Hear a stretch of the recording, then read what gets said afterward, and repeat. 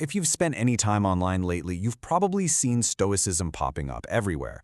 But the version that's trending, this sort of tough guy, emotionless mindset, it's often a complete caricature of the real thing. So today, we're going to peel back that modern distortion and get to the authentic, compassionate, and believe it or not, deeply social core of this ancient philosophy. All right, let's just dive right in, because this comment from Reddit, it gets straight to the heart of the problem. You see these influencers online, and they're packaging Stoicism as this cold, hyper-masculine code where any kind of feeling is a weakness. And honestly, it couldn't be further from the truth, but it's the version so many people see first. It's a distortion so common it's even got its own name now, Broicism. So, before we can even get to the real, beautiful philosophy, we first have to break down this popular but super flawed caricature that's kind of taken over social media. And this right here really lays it all out. The myth, the online caricature, it paints a Stoic as this emotionless, detached loner who's just obsessed with power and status. But the reality of the philosophy? It's the total opposite. It's all about being emotionally aware, about being profoundly social, and about focusing on virtue and the good of the entire community. And this is Broicism in a nutshell. It's Stoicism that's been repackaged for hustle culture. It takes these powerful ideas of resilience and endurance and just twists them into a justification for this lone wolf grind, where money and power are the only things that matter, and relying on anyone else is seen as a sign of weakness. It just completely strips the philosophy of all its nuance and, maybe most importantly, its heart. And this misinterpretation, it's not just wrong, it's actively harmful. It puts people on a path that leads to the exact opposite of what Stoicism actually promises, which is a life of flourishing, not a life of complete and total burnout. I mean, just look at the difference here in practice. Healthy Stoicism teaches you emotional awareness, like understanding why you feel angry or anxious and then managing that response. Broicism, on the other hand, demands you just suppress it, just bottle it all up. True Stoicism is about focusing your energy on what actually matters, while this worked version tells you to overcommit to everything, which of course leads straight to burnout.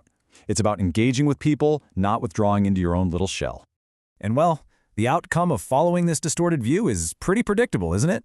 When you just push emotions down, you get all this unprocessed stress that just eats away at you. When you just endure everything relentlessly, you fly right past every warning sign of burnout until you eventually just crash. And when you pull away from other people, you end up feeling isolated and without any sense of purpose. This isn't strength, it's just a recipe for a hollow, totally exhausting existence. But okay, enough about the caricature. Let's pivot to the real thing, to the truly beautiful and compassionate heart of authentic Stoicism, because this is where we get to the real aha moment. It all starts with this one really powerful Greek word, oikeiosis.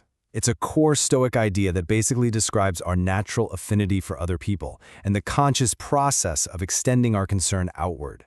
This is the absolute foundation of Stoic social philosophy, and it's the direct opposite of that lone wolf myth. It's not about you against the world, it's about you and the world together. The philosopher Hierocles explained this with a brilliant visual: concentric circles. He said the Stoics' life work is to actively draw these circles inward. So you start with concern for yourself, for your own mind. Then you pull in your family, treating them with that same level of care. Then you pull in your community. You keep pulling, bringing in your country, and ultimately the entire human race. The goal is to see a stranger on the other side of the planet as a kind of distant cousin, someone who is deserving of your concern. And hey, this isn't some new, soft reinterpretation.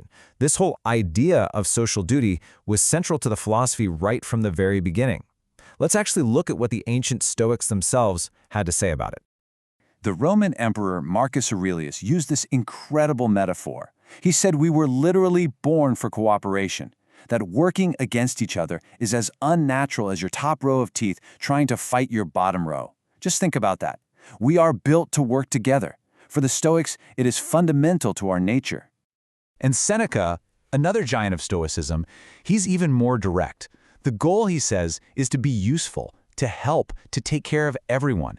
This isn't about personal gain or getting ahead of the pack. It's an inherently altruistic philosophy that's focused entirely on the common good. And Marcus Aurelius gives us another perfect summary right here.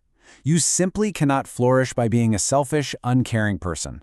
The good of the individual is completely inseparable from the good of the community. What's bad for the hive is bad for the bee. It really is that simple. So, how do we actually put this authentic, compassionate version of Stoicism into practice in our own lives? How do we build resilience, not just for ourselves, but so we can actually be there for other people?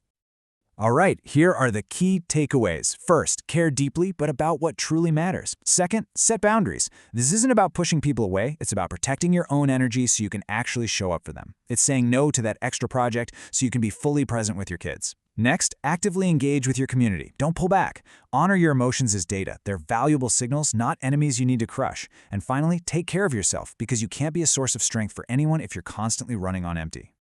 And that leaves us with this final question, one that just completely flips the Broicism mindset on its head. Is your resilience for your own sake, or is it so you can be a source of strength for others? See, true Stoic resilience isn't about becoming some invulnerable island. It's about becoming a harbor, a source of strength, calm, and support for the people around you and for the entire human family. Now that is a philosophy worth reclaiming.